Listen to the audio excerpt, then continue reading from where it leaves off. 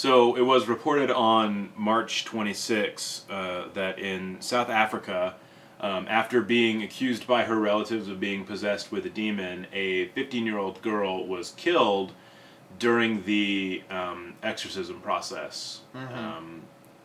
So this 15-year-old girl was found lying on the floor with her intestines next to her. Lovely. Her family complained apparently that she had been withdrawn recently. She had been kind of depressed, and she came home on Friday, and a 3-day process where they beat her with a broom in an attempt to try to force the demon to leave her. And when that didn't work, they decided that they would disembowel her. And they disemboweled her by pulling her intestines out through her vagina, which I can honestly say I'm really not sure physically how that would work. It's an approved method. But the police reported that she died quickly, but it was very brutal, and it was very painful, as I can only imagine. How do you bring yourself to even do that, especially to someone that's a family member?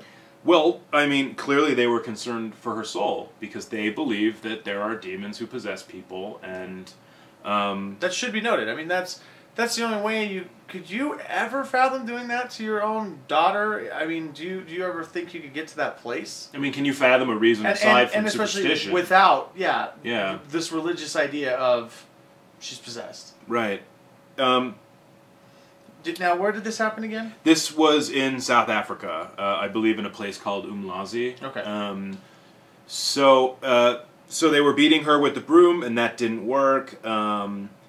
They disemboweled her, and then they proceeded to pray and wait for her to wake up. And apparently about 3 a.m., they realized she was dead and she was not going to wake up, and they called the police. And according to KZN police spokeswoman Captain Thulani Zwane, 5 people are being held and they're being charged with murder. So at least some small justice. So at least they're not going unpunished. Right. So I mean, that's a small measure. I think it's really unfortunate that this girl's dead for what is effectively no reason. Now, but the good news is this happened in South Africa. This Right. is the kind of thing Right. that wouldn't happen like No, here. this would absolutely not happen in an educated country like the United States. Because, you know, we're enlightened, right. and we wouldn't do that kind of stuff. Yeah, this is only primitive. Except that in Texas, this was reported out of Houston, on March 19th, a woman in Magnolia, Texas apparently stomped on her 5-year-old son's chest because she believed he was possessed by a demon, and when stomping on his chest... did not work. Did not work. She proceeded to slit his throat. What's her name again? Her name is Daphne Spurlock. She's been arrested. She used a large kitchen knife to slit his throat. Her 5-year-old son, Michael. The one thing about this case that is at least a little bit more fortunate is that Michael survived. Last report, he was in critical condition, but he's in the hospital. Child Protective Services has taken custody of him. His mother, her relatives say that in the last few years she's changed a lot. She became obsessed with religion. She attended a church in Texas, the Magnolia Apostolic Tabernacle, which is a what do you call it? It's a Pentecostal church. So they're really into the speaking in tongues, and apparently this particular church was very much into the idea of demonic possession, and according to her relative, she just became obsessed with the idea. And, you know, I don't know, maybe she was seeing it everywhere, but she has 5 other children whom she has apparently never hurt. But, you know, over the last 5 years, this became a focal point in her life.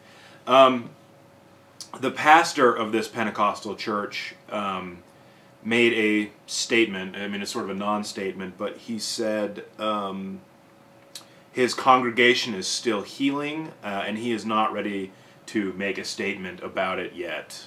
She remains in jail. She has been charged with attempted capital murder.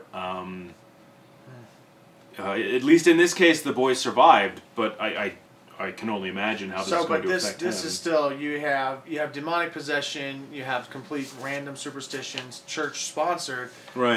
The Umlazi one had the same story. Their church is very into believing in demonic possession and things of that nature, and it's South Africa, which is, you know, I mean, we made the joke that it's like, oh, well, it's this primitive area and that wouldn't happen here, but South Africa's not. I mean, it's an industrial country. It's an industrial country. It's not a third world or developing well, I've heard world that country. Parts of it are a bit third world. Well, Africa is, but not South Africa itself. No, I mean, I parts don't know a lot, parts of it. South Africa. You know, I mean, parts of the United States are you know, pretty poor and things like that. But it's essentially a developed country. So are we, obviously. But then you still have this happen here in Texas. I mean, this is what your belief without any sort of evidence or proof will get you. I mean, just it gets you superstition, and eventually it cocks your brain far enough to the side that you start seeing some things like this as possible. And one of the things that I wanted to point out, especially on the Umlazi one, was that there were actually comments related to that article that stated the fact that, like, oh, well, clearly the girl that was gutted was not the one that was possessed by demons, but that the family that killed her was the ones possessed by demons. So as opposed to realizing... Opposed of recognizing it for the stupid superstition that it is. No, the 5 people that waited around for her to wake up, they were the ones that are possessed by demons. I mean... Well, the internet has no shortage of stupid comments. Yeah, but that was definitely one of my favorites. And both of these comments turned to very racist directions, which was as it also always does. But, you know, I hope in the case of Michael Spurlock, I really, really hope that he survives, and I hope he goes on to have a good life. This is the kind of thing that most of us just never have to deal with. Yeah. And when people want to say to you, what's the harm of religion? You know, this is example number 1. In fact, I want to start a pile, and we'll put Amina Falali in here too. And I just want to start a pile of, these are people harmed by religion just in the course of us doing Outcast. Yeah, those weren't even a week apart. No, and these stories, if you look on like newspaper websites like New York Times or the Washington Post, or you go to any particular news outlet, the Associated Press, you will find stories like this absolutely every day. Yep.